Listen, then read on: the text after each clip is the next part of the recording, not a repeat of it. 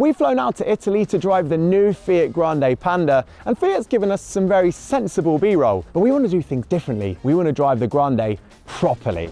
Which is why we're going to examine how tough this Grande Panda is to see whether it can live up to the reputation of its iconic nameplate. Because let's face it, driving a Panda sensibly is like drinking an espresso slowly. The Fiat Panda for me has always been about fun. I mean, when I think back to the start of my motoring journalism career, I worked at Evo magazine and there was 100 horsepower Panda on the fleet, which everyone used to fight over the keys for. And more recently, I rented a Panda on a holiday to Italy, and well, I won't tell you which company we rented it from because we did get a little bit airborne at points, which is in keeping with the old fun Panda ethos. But for more people, the Fiat Panda has been the affordable saviour in hard economic times, and it's always been easy to live with. And that's as true for city dwellers as it is for an Italian goat farmer. And of course, in 2025, much of the world is once again in an economic downturn. So is the Panda about to save us again? For this Fiat Grande Panda to be successful, it needs to be affordable, it needs to be easy to live with, and it kind of just needs to fit into our lives. And well, yes, you are right, it is larger than the existing Panda, which actually will survive alongside this Grande. And that does make me think, Fiat might not be so confident in this car because it's kept the old one alive. Well, actually no, of course this is a Grande, so it's bigger than the normal Panda, although weirdly, it's smaller than the Peugeot E208. Doesn't look it, does it? It's actually about the same size as the Citroen C3, which it shares many parts with. And it's also very cheap because in hybrid form, it'll start from £19,000 and in electric form, it starts from £22,000, which feels like great value for money. And before you jump in the comments and say, oh, that's still really expensive, if we adjust for inflation, you'll actually see that the cars today are about the same price as they were when the old 100 horsepower was on sale. And dare I say it, this one looks even better. I mean, at the front here, there's so much cool stuff going on. You'll notice this pixelated headlight design, which is actually a nod to the old Panda's era. It's like an 80s game.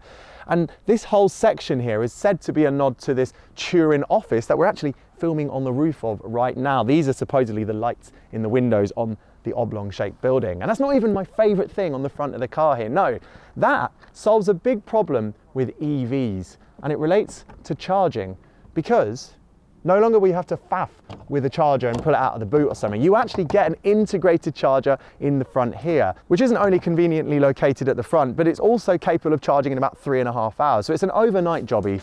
But it's a brilliant solution if you have a charger on the front of your house. Of course, if you have a home charger with a cable, you can swap the built-in one for a conventional port on the nose, which charges a car in about 2.5 hours at 11 kilowatts. And before you ask, yes, there's a faster charger at the back, which I'll show you in a mo. And around the side of the car, you'll spot that we have 17-inch alloy wheels because this is the top of the range Prima trim, but you can get a lower spec red car available in other colors, and that will get 16-inch steel wheels, and they look really, really cool. But I actually like these alloys because they've got these lines on them, which are a nod back to the old Fiat logo, which is actually located up here, obviously nodding back to the old Panda's heritage. And if you're wondering, yes, you can go for a Prima and you can ask Fiat to get the slightly cooler Steelies as well. And around the side of the car, actually, you'll notice a big arch gap, by the way, and that's because this car should have quite a good amount of suspension travel. So we're going to test that a bit later. And down here, you've got a nice Panda silhouette, obviously emphasizing this car's name. And up here, you've got another Panda badge, but you've also got very convenient roof rails too. And around the back, the retro theme continues. In fact, it's really clear because of these tail lights here, which are an obvious nod back to the old Panda, except now we get this cool integrated design. It's kind of pixelated again. Of course, the back is quite angular too, and you get a cheeky roof spoiler. And you might be wondering, well, where's the charger? It's on this side over here. In fact, it's a pretty conventional one. It's a 100 kilowatt plug, so it means you can charge from 20 to 80% in about 33 minutes. Now I know what you're thinking.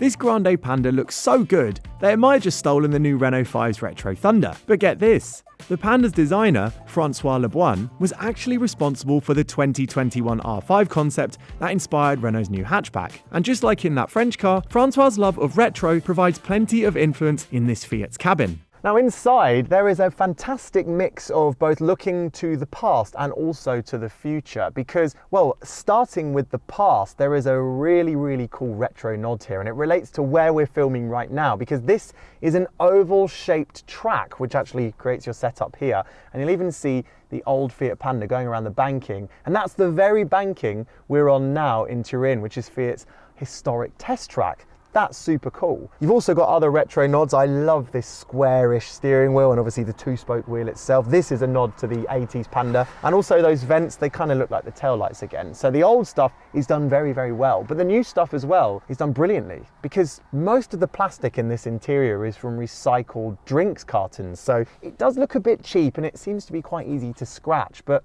you know you're doing a bit for the environment and for the world, and it also helps to keep costs down too. There's also an eco-conscious world first on the dash top, because the Grande Panda gets a second glove box, which is made from bamboo in the top of the range Prima. Bamboo is the world's fastest growing plant, so it can be sustainably sourced.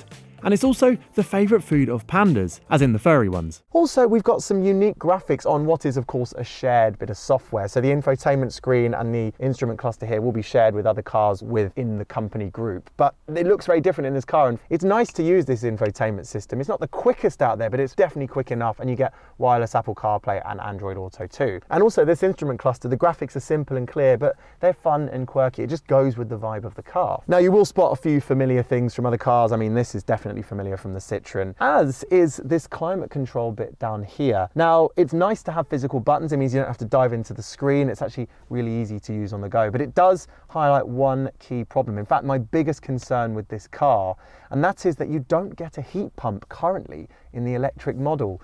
So in colder climates, it might eat into the range. And we're going to be testing that later. We're going to put the heating up to maximum to see what it does to our estimated range. On the flip side, there is something I love in the Grande Panda's interior, and it's to do with the seats, because as a nod back to the 80s Panda, we've got these squares in the pattern of the fabric, but they actually double up as something that makes the back of the seat and also the base really, really comfortable. And it's true in the back as well. And talking of the back, not only do I have these lovely chairs, but I've also got a load of headroom here. I've got a decent amount of knee room and pretty okay foot room as well, which, given that this is a car that's smaller than the Peugeot E208, that's quite impressive. The Peugeot's rear is much more cramped. This also has much better access as well, because the door line is really wide. And the middle seat too isn't too bad. You can definitely fit in it, and I don't even touch the ceiling when I'm sat in it.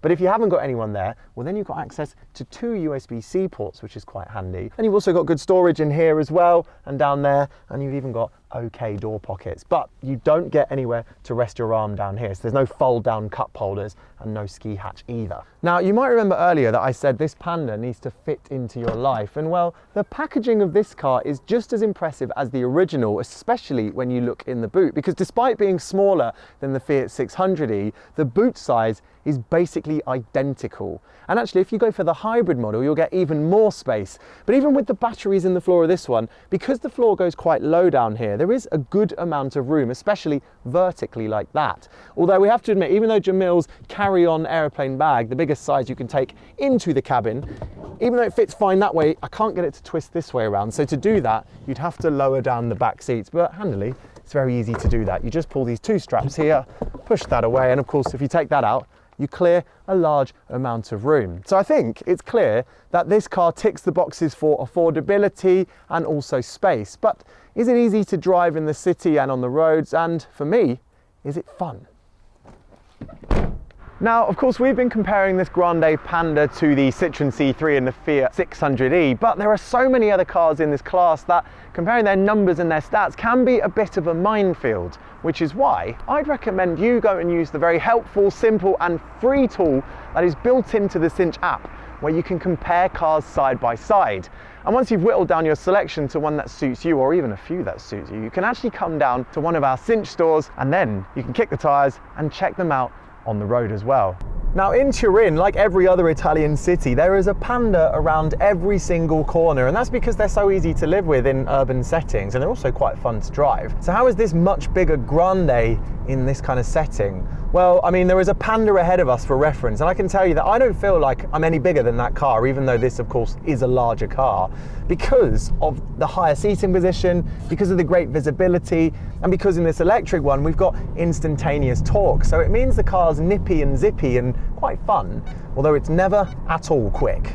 And you might be able to hear the beeping in the background because, yes, like every other car produced these days, we've got a number of annoying driver assistance features, a number of beeps, but thankfully in this car there are 2 very easy reach buttons down here, so I can turn off both those annoying beeps and also the lane keep assist. And now when I'm on this really bumpy section of road, it's worth mentioning that the ride is different to some of this car's siblings. Now the Citroen C3, which in many ways is kind of the same car underneath, well, that car has special suspension technology that this car doesn't get. It gets these hydraulic bump stops. We don't have that on this Grande, but the ride is still pretty good. It's not quite as squishy and not quite as soft as you get in that C3. If your priority is the maximum in softness, then that car is definitely going to be a step above. But this does feel very comparable to the normal smaller Panda. It sort of bumbles along. It doesn't roll into things. It sort of just glides over the top of them.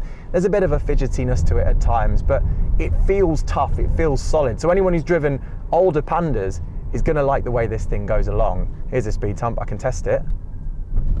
Yeah, it feels pretty tough. And you might be thinking, well, that sounds like a great base recipe for a Panda 4x4. Of course, the Panda 4x4 is an iconic model. But did you know that in the smaller Panda, only about 3 to 4% of the total sales are for the 4x4? And so I asked the question earlier today, will there be a 4x4 version of this Grande? And the answer was basically, only if this one sells really, really well. But there is one concern I have with this car being a big sales hit, especially in battery powered form, and that's because it only has a 198 mile range. And of course, if you turn the heating up and you use all of the electronics in this car, without the heat pump, that range is potentially going to come down, and we're keeping an eye on the numbers, so we'll keep you updated on that. But thankfully, because there is a hybrid model, well, then you do have the ability, of course, to just have a car that you put petrol in. It's actually a mild hybrid, so it will drive like a conventional petrol, but it has the zippiness of hybrid tech. It'll actually be quicker to accelerate than this purely electric one. And that Panda hybrid, by the way, is said to be capable of 52 miles per gallon. And let me demonstrate to you how this Grande Panda in electric form isn't that quick. Right, let's accelerate onto this road. This is foot to the floor. It's nippy, but it's not that quick. So this is going to be fine for anyone who lives in an urban environment. And it is also fine to accelerate onto a motorway. But if you're expecting electric thrills from your more powerful than ever Panda, well, yeah, it's more sensible than anything. Now, earlier I said I was a bit worried about this car's range, and before we tell you the numbers, there is one thing that fights back from the lack of heat pump, and that is that you get regen as standard when you get in the car. And when I say as standard, I mean it's switched on to the maximum setting. So I'm coming into traffic now. I am having to brake to bring the car to a stop, but it will slow me down mostly. In fact, you'd probably be fine in most traffic scenarios of never having to touch the brake, which is nice. And of course, even on the motorway, if the guy ahead of you slows down a little bit, you can just lean into the regen. So that will help to boost your efficiency. Of course, if you don't like regen, you can switch it off. You have to just press this C button down here. C stands for comfort, because apparently it's more comfortable to have the car to just roll like an automatic. I disagree with that. I think it's more comfortable to be a lazy driver. Confirming this Grande Panda's talents in the city is a tight 10.9 metre turning circle. But of course, Pandas aren't just famed for being easy to drive in town, they're famed for being tough. And well, Turin, just like the UK, is not short on terrible road surfaces, so we made sure to give this new Grande a taste of the hard life to come. It laughed in the face of broken tarmac, scrabbled up curbstones, and dashed around tight bends like its forebears. So well, in fact, that at times I could have sworn I was back behind the wheel of a Panda 4x4. It really does do the name that much justice. So, the new Grande Panda is affordable, it's easy to drive in a variety of settings, and it is fun. Honestly, we threw everything at it. We threw curbs, we threw bumps, we threw potholes and speed humps, and this thing just swallowed them up. It feels like a proper Panda, and one that I think can save us in these hard economic times. But there is that one question about range with this small batteried car and its lack of heat pump. We have to admit, yes, we didn't get anywhere close to the claimed range, and when we whacked up the heating and the heated seats and the heated steering wheel, we definitely didn't achieve what we'd hoped, and we'll put the stats on screen here. But, I mean, come on, this is an urban car, so in an urban setting, it is going to be perfectly fine. But there is promise of a bigger battery model in the future, and of course, there is a hybrid model, which we will be driving in the UK very soon, so make sure you subscribe for that. I think that could be the sweet spot of the Grande Panda range. But if you want a sneak preview of what it's like, well, there is a close sibling, obviously the Citroen C3, which provides many of the answers. So you want to watch this video here for a sneak preview.